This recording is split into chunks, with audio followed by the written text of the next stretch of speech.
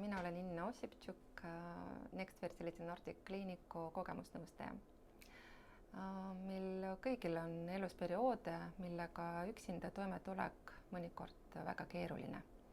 Ja viljetusega koos käib hästi palju psühholoogilisi pingeid, nagu näiteks süütunne või hirm lastetuse eest või lein raseduse katkemisega ja paljud muud.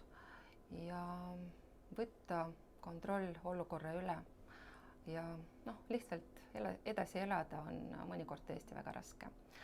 Abiks ongi kogemusnõustamine, hästi uus valdkond, uus amet.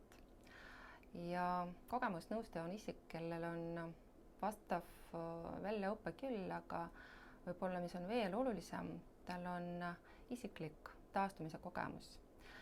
Teiste sõnadega kogemusnõustaja on kunagi olnud oma patsiendi, oma kliendi kohal ja teab väga hästi, mida ta peab tundma.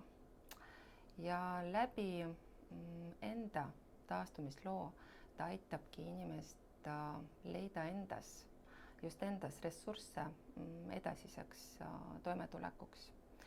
Ja siin meie kliinikus pakume meie patsientidele seda emotsionaalset tuge, mis mängib kahtlemata ka väga olulist rolli, kui me räägime viljatusravi edukuse kohta.